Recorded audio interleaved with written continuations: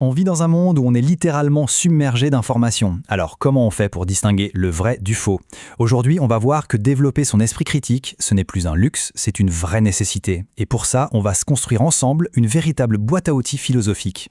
Alors, on plonge direct dans le vif du sujet avec une question qui est, je pense, essentielle. Pourquoi est-ce que c'est si facile, parfois, de tomber dans le panneau et de croire à des fausses informations, même celles qui paraissent complètement folles? La réponse, elle a de quoi surprendre. Non, ce n'est pas toujours la faute des autres ou de la complexité du monde. Bien souvent, en fait, le premier obstacle, le vrai coupable, il se trouve juste là, à l'intérieur de notre propre esprit. Pour apprendre à mieux penser, la toute première étape, c'est de comprendre comment notre propre cerveau, avec ses petites habitudes et ses automatismes, peut nous jouer des tours et nous induire en erreur.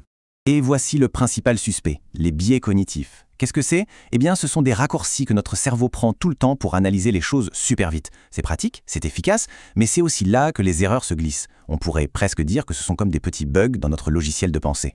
Mais la bonne nouvelle, c'est que face à ces bugs internes, on n'est pas démunis.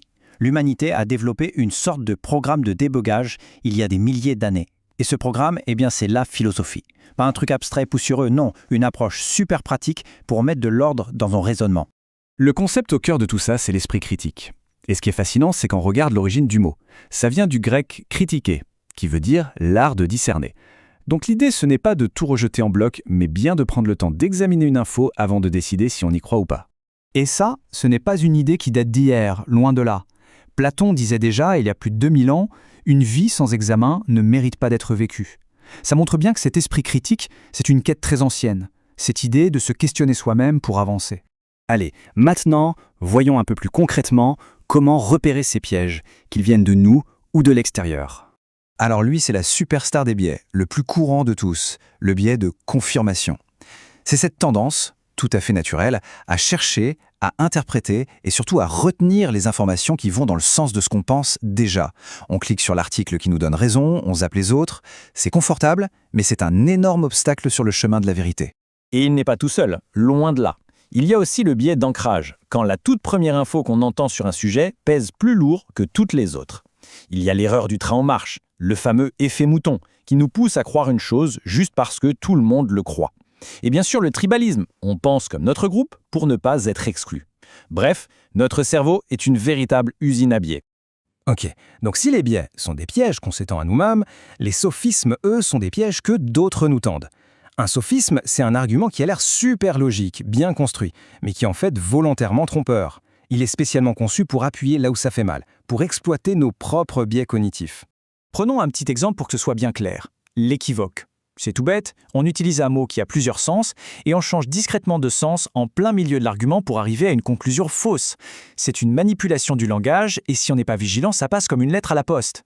L'effet d'un sophisme, c'est exactement cette image. Ça transforme un raisonnement clair en une énorme pelote de laine emmêlée. Ça crée de la confusion, la vérité est toujours quelque part dedans, mais c'est devenu presque impossible de la retrouver au milieu de tous ces nœuds. Bon, alors, comment on fait pour démêler cette pelote? La philosophie nous donne un outil qui peut paraître un peu étrange au début, mais qui est redoutablement puissant. Le doute. Et là, il faut parler de René Descartes. Il a eu cette idée un peu radicale. Face à un monde plein d'incertitudes, il a décidé de tout remettre à plat. Comme il l'écrit, il fallait que je rejetasse comme absolument faux tout ce en quoi je pourrais imaginer le moindre doute. Son but, ce n'était pas de douter pour le plaisir, mais d'utiliser le doute pour trouver enfin une certitude, un socle solide. Et c'est là qu'il faut absolument faire la différence entre deux types de doutes. D'un côté, il y a le doute sceptique. Lui, il ne mène nulle part, il paralyse la pensée. C'est douter pour douter. De l'autre côté, il y a le doute méthodique de Descartes. Et lui, c'est un outil pour avancer, pour construire de la connaissance sur des bases saines. C'est un doute temporaire et super constructif. Parfait. Maintenant qu'on est armé de cet outil, le doute méthodique, voyons comment on passe à l'étape suivante. Construire une opinion solide, qui tienne la route. Et voici la pièce maîtresse, le cœur de notre méthode, la boîte à outils de l'esprit critique. Il faut voir ça comme un processus, une sorte de checklist à suivre pour aborder n'importe quelle information de manière structurée. On va décomposer ça en 4 étapes toutes simples. D'abord, étape 1, on évalue la source. Qui parle? Est-ce que cette personne ou ce média est crédible sur le sujet? Étape 2, on regarde la qualité de l'argumentation. Est-ce que c'est logique, bien construit ou est-ce que ça part dans tous les sens?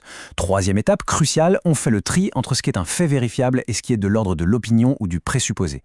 Et enfin, et seulement à la fin, on passe à l'étape 4, on peut commencer à construire sa propre opinion éclairée.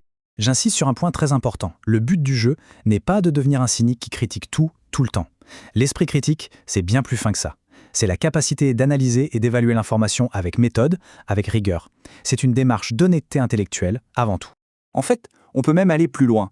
L'esprit critique, ce n'est pas juste une compétence de plus à ajouter sur un CV. C'est une véritable vertu intellectuelle, une qualité qui nous mène vers quelque chose de fondamental, l'autonomie de la pensée. Et c'est ça le gain final. C'est un chemin vers la liberté. La liberté de se forger ses propres idées, en se détachant non seulement des influences extérieures, mais aussi, et c'est sans doute le plus difficile, de ses propres préjugés, de ses propres biais. Pour conclure, je vous laisse avec une question, une invitation à mettre cette boîte à outils en pratique dès maintenant. Quelle est cette chose, cette croyance bien ancrée qu'on tient pour absolument vraie, mais qu'on n'a finalement jamais vraiment prise le temps d'examiner ?